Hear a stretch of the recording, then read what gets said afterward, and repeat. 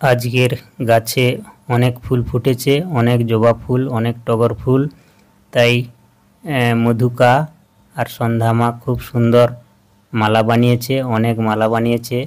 এখানে 3 দেবতার মালা, শিবের মালা। আমার তাই আজকের মাকে, ঠাকুরকে খুব সুন্দর করে মালা পরাচ্ছি।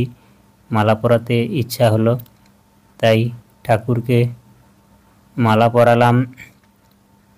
শিবের মালা, কালী মায়ের মালা, গণেশজির মালা, সকলের মালা, অনেকগুলো মালা করেছে। এই যে এটা রাধাকৃষ্ণের মালা। তারপরে ওখানে রামকৃষ্ণ দেবকে মালা পরিয়েছি। এইটা বড় মালাটা আদ্যা মায়ের। আজকের মায়ের অঙ্গরাগের পর এই যে মাকে মালা পরাচ্ছি।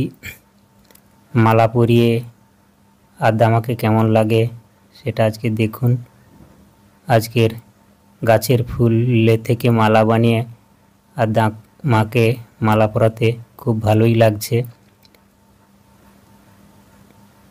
মায়ের এত বড় মালা, অনেক জবা ফুল দিয়ে বড় মালা বানিয়েছে।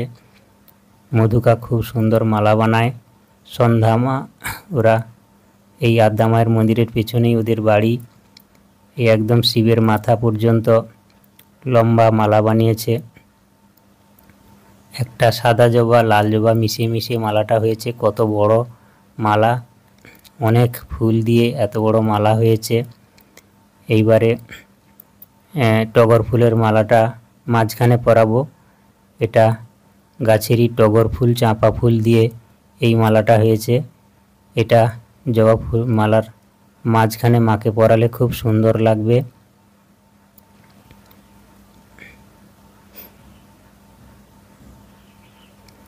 এইভাবে মাকে মাঝখানে, জবা মালার মাঝখানে টগর ফুলের মালাটা পরালাম। এরপরে আবার রাধাকৃষ্ণের মালাটা পরাতে হবে। খুব ভালো লাগছে আজকের এই গাছের ফুলের মালা বানিয়ে মাকে পরাতে, খুব আনন্দই লাগছে। কৃপাময়ী মা। এখানে শ্রীনিকেতনে কোনো ফুলের দোকান নেই, গাছ থেকে ফুল পেড়ে মালা বানাতে হয়।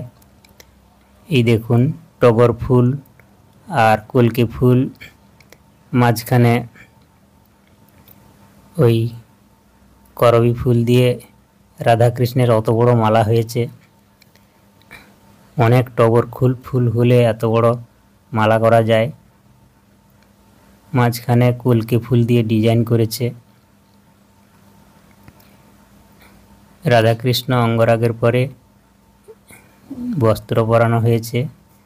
তারপরে এই ফুল গাছ থেকে সব ফুল তুলে তারপরে টগর ফুল, কলকে ফুল আর করবী ফুল দিয়ে এত বড় রাধাকৃষ্ণের মালা। 3 দেবতাকে মালা পরানো হলো। তারপরে আবার অনেক কাজ আছে উৎসবের জন্য, এখনো চিঠিপত্র লেখা বাকি।